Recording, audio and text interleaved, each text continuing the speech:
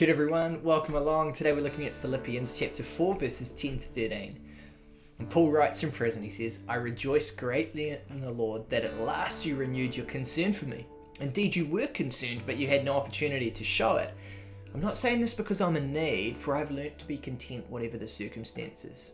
I know what it is to be in need, and I know what it is to have plenty. I've learned the secret of being content in any and every situation, whether well-fed or hungry, whether living in plenty or in want. I can do all this through him who gives me strength. Now you probably know this, if you want to write a self-help book or a bestseller, you've got to have a secret, right? You've got to have the secret to life and explain how you'll share this with your readers and your followers. Now back in Paul's day, there was a huge bunch of religions who followed this model of the secret. They were called mystery religions, religions which promised the secret to those who came in. So they'd have mysterious rites and rituals, all designed to explain the secret of life. And Paul here, he's actually mocking them a little bit in these verses because he's saying, I've got the secret too. You might have picked that up there. He says, I've learned the secret of being content. I've got the secret of contentment. Doesn't this excite you? I mean, honestly here, I think this is one of the biggest needs in our world today is contentment.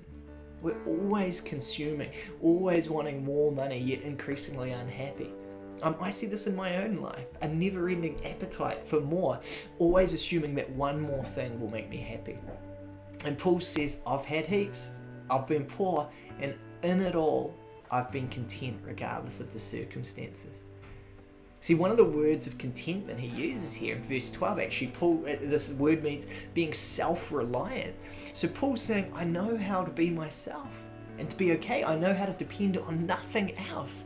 So they're going, how? And then on verse 13, he drops it. I can do all this through him who gives me strength. See, what's Paul saying here?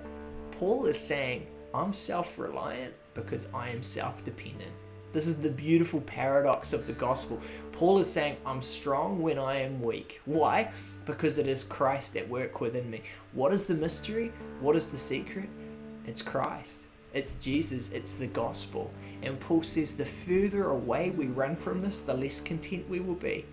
But the closer to Christ we come, the more we sense his contentment and his peace deep in our soul. Now, this verse has been used by sports stars and athletes to explain their athletic prowess. It's been used by film stars to explain what they're doing. And if I'm honest, that's not what this verse is talking about. This is not a verse and a little secret that will make you a better rugby player, a superstar, or win the girl or boy of your dreams. I'm sorry.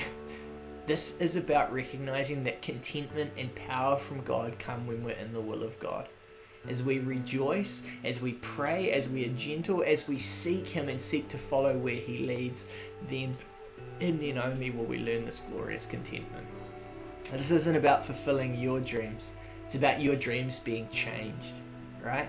This isn't saying that you will make heaps of money and then be content. It's God saying, no, I will transform what it is and meet the real needs of your soul that you were trying to fill with false dreams. This is about following God's call. Now, Paul's followed this, and as he does, he finds the deepest contentment that surpasses wealth, pleasure, or experience. So can I encourage you today, whether by yourself or with others, why not reflect on how content or discontent you're feeling? And Paul would say this discontentment may be a sign that perhaps we're living in tension here, and perhaps we need to spend some time with Jesus to rediscover what it is he's calling us to.